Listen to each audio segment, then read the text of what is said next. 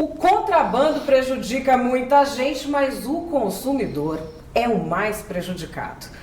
Parece uma conta que não fecha, porque se o consumidor que compra o produto do contrabando, como é que ele, que é o maior prejudicado?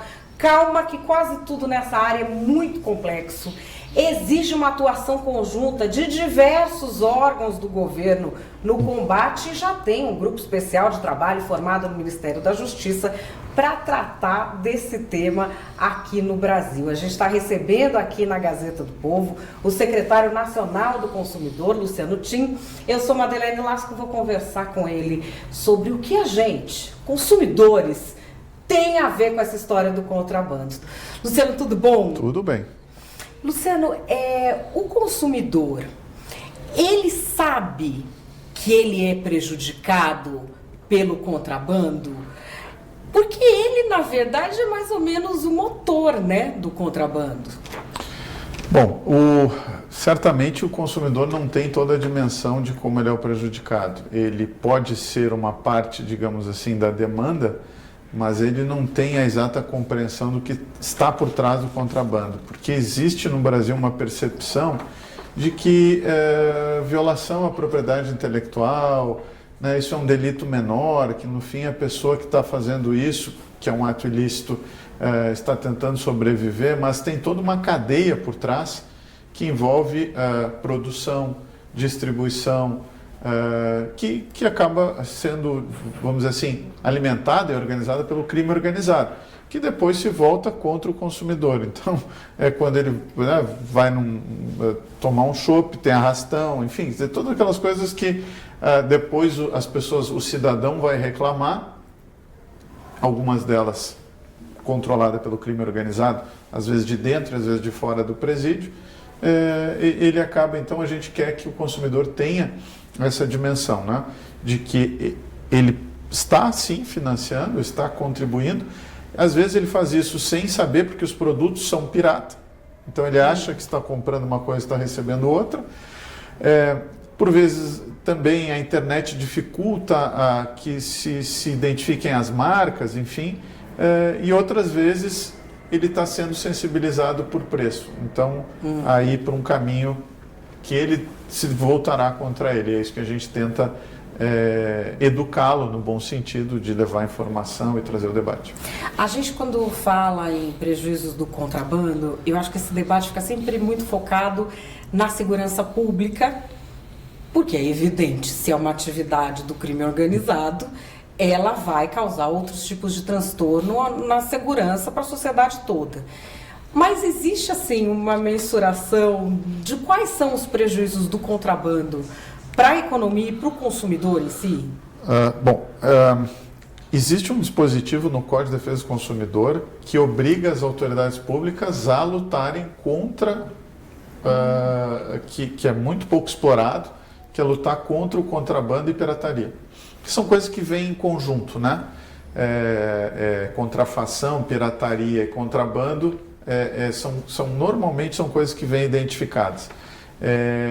Então, é uma batalha que a gente tem como órgão de defesa do consumidor e ligado ao Ministério da Justiça, que é de combate, digamos assim, mais amplo à criminalidade organizada. É um pouco curioso que no Brasil todo o ensino acadêmico da área criminal é voltada, se estuda muito pouco criminalidade. Né? O ensino jurídico é muito dogmático, muito voltado a princípios, conceitos, e o pessoal não estuda atividade criminosa como uma atividade econômica, como uma empresa, né? E no fundo, a gente que trabalha com análise econômica do direito sabe que a criminalidade econômica é uma atividade econômica e que as organizações criminosas são firmas, apenas que elas são dedicadas a atividades ilícitas, mas o crime organizado ele pode diversificar os ativos dele, ele pode contrabandear arma, ele pode contrabandear cigarro, ele pode contrabandear maconha, e aí ele diversifica até os riscos dele, mas é uma atividade ilegal, enfim, que deve ser combatida. Aliás, essa questão da criminalidade como empresa é até o motivo pelo qual o Gary Becker ganhou o Prêmio Nobel dele de Economia em 1992, né? E a gente não vê esse tipo de conhecimento chegar nem na academia e muito menos para o público em geral. o público acha que é um delito menor, Sim. que não tem uma reprovação social disso. Como que um órgão que é ligado ao direito do consumidor pode se meter nessa conscientização que é tão necessária? Bom, houve primeiro há, como eu disse, uma previsão legal de que cabem às entidades de defesa do consumidor combater pirataria e contrafação e contrabando, porque o consumidor é o prejudicado no final do dia.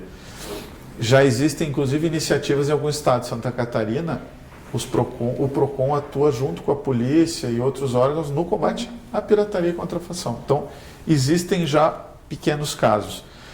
No Conselho Nacional de Combate à Pirataria, que é um conselho ligado ao Ministério da Justiça, reúnem-se vários órgãos da administração pública federal, Polícia Federal, Polícia Rodoviária Federal, Anvisa, e quem preside é a Senacom, por decisão do ministro, né, atual, ministro Moro, que identifica, e eu concordo com ele, que o consumidor é o último prejudicado, é o principal prejudicado. Então, nada melhor do que o secretário nacional do consumidor fazer toda essa coordenação.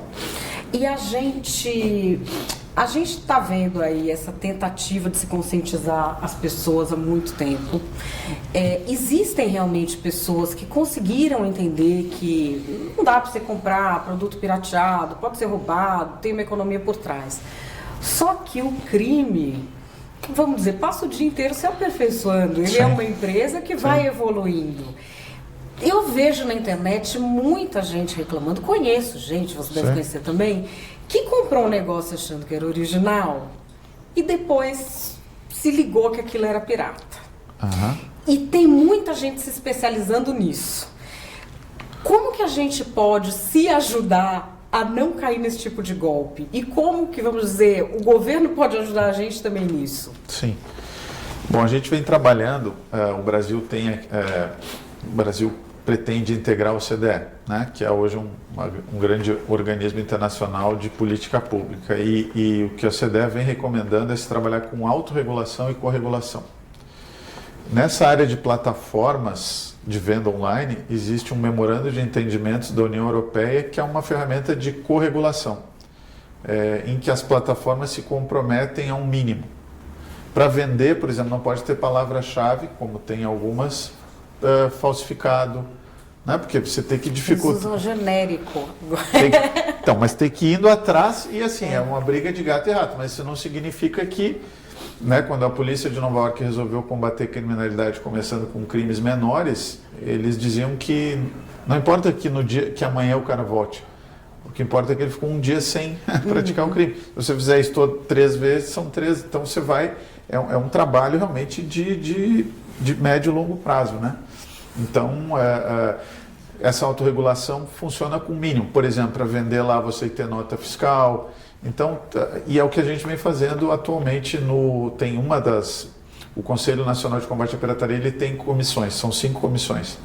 Uma é de plataformas de venda online, outra é de publicidade online, meio de pagamento, porque essas coisas estão junto, meio de pagamento online. Tem outra de medicamentos, tem outra de contrabando e tem outra de equipamentos de hardware. Então, nessas mais de cima, que é plataformas online e publicidade, a gente está seguindo esse padrão europeu de autorregulação. A gente pretende que até o fim do ano a gente chegue a um memorando de entendimentos com que todas as plataformas que fazem negócio no Brasil sigam um mínimo e aí a gente fiscaliza aquele mínimo que elas se comprometem. E é um tipo de solução mais moderna do que a solução que o Brasil é acostumado a utilizar para todos os problemas, que é fazer uma lei nova e dogmática, né?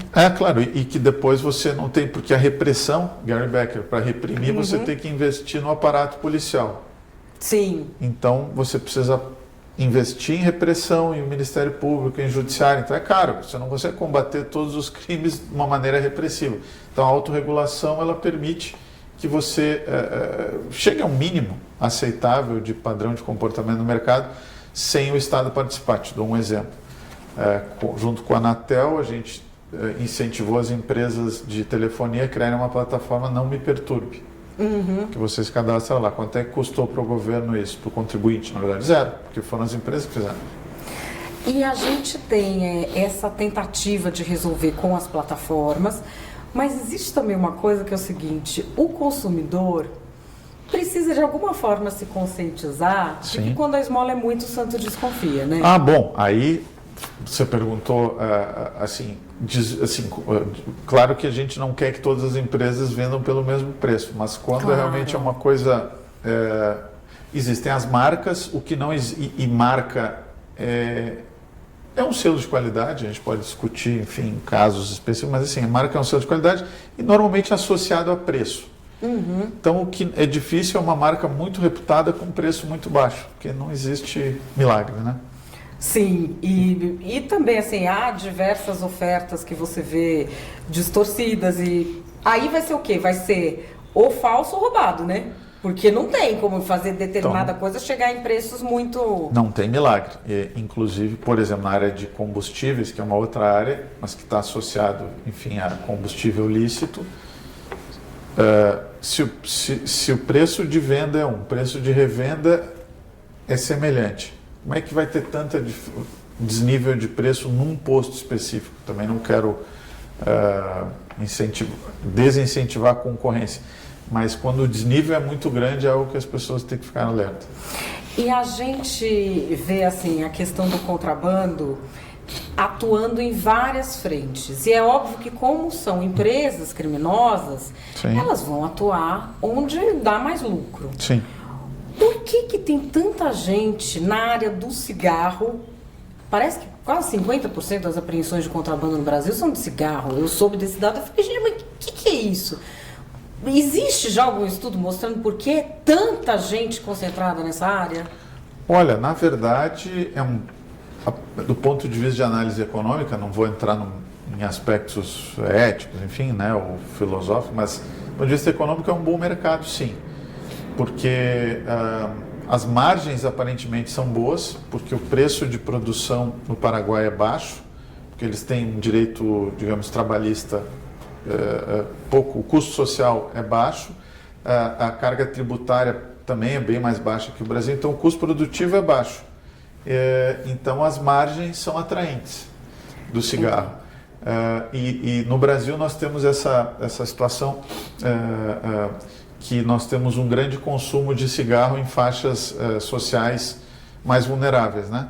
Que são muito sensíveis a preço. Então, como no Brasil o preço do cigarro produzido aqui e legal, ele é alto, pela nossa política, né, de antitabagista, você cria ali um mercado, eu acho que o preço mínimo, se eu não me equivoco, é R$5. Então, se o preço de produção no Paraguai é R$1, você tem uma margem em torno de 1. Então, se você vender a 3 aqui, que já é um bom mercado, eu não estou incentivando, estou falando friamente os números. Então, você tem uma margem alta. E aí, o crime organizado também diversifica ativos, né? Você pode ter, existem as cotações. Então, tem droga, tem maconha, tem cocaína, tem arma, tem isso, tem aquilo e tem cigarro. Então, assim como o sujeito vai ter fundo de ações, uma carteira, uma coisa, nada óbvio que ele diversifique. Agora, a gente está falando aqui da utilização da política tributária para a solução de problemas que são fora da área econômica. E eu sou super favorável a isso. Porque eu acho que uma das áreas mais sensíveis do ser humano é o bolso. Mas assim, não tinha que ter dados disso. Por quê?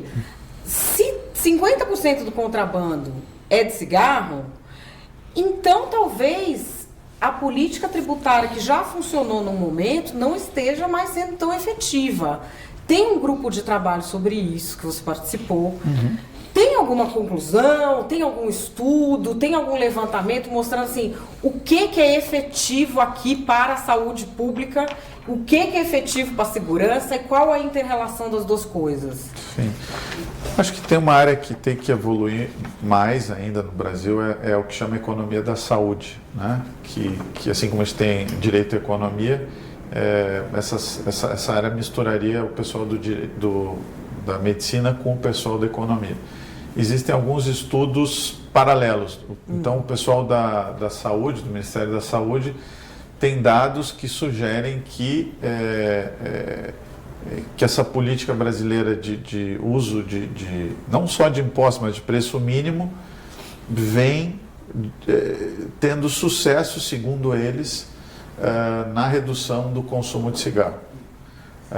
Já por outro lado, o pessoal da Polícia Federal, que é o que faz o combate, tem uma visão diferente porque eles verificam um alto índice de sucesso no contrabando, superior a 90%.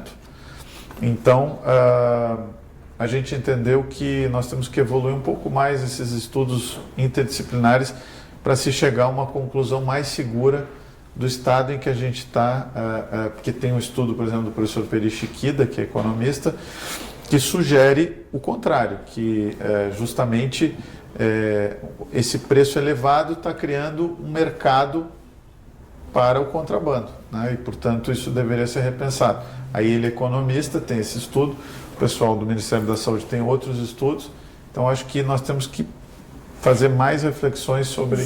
Além disso, é muito difícil toda vez que você lida com contrabando e pirataria, é muito difícil mensurar porque é uma coisa que você não sabe, né? Não. É como mensurar corrupção. Como é que você mensura?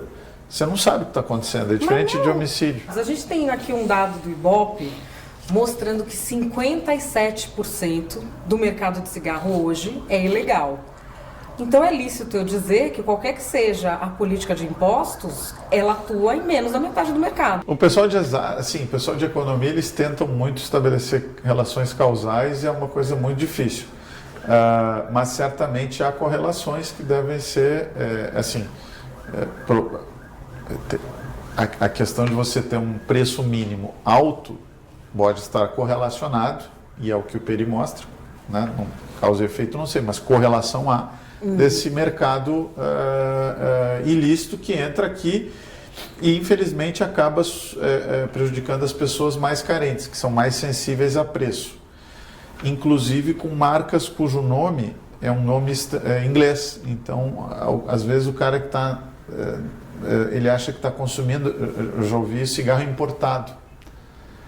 Eu já ouvi também. E não tem a foto, essas fotos que o Ministério da Saúde manda colocar. Não há as condições, porque não há um mínimo inclusive do ponto de vista sanitário, porque a gente não conhece as condições que estão sendo produzidas esse cigarro. E o que é mais curioso e surpreendente é que agora se tem o pirata do contrabandeado, porque já se criou uma marca, hoje essas marcas paraguaias são conhecidas já pelos consumidores, já se produz no Brasil com essa marca. A questão me parece que no bojo da questão toda, o que se pretendeu atacar, e até se fez com sucesso há 20 anos, 30 anos, que é a saúde da população, atacar os problemas da saúde da população, tá meio fora de controle o negócio, não tá? Acho que quando se pegam as apreensões, são números assustadores de movimento, uma máquina importante.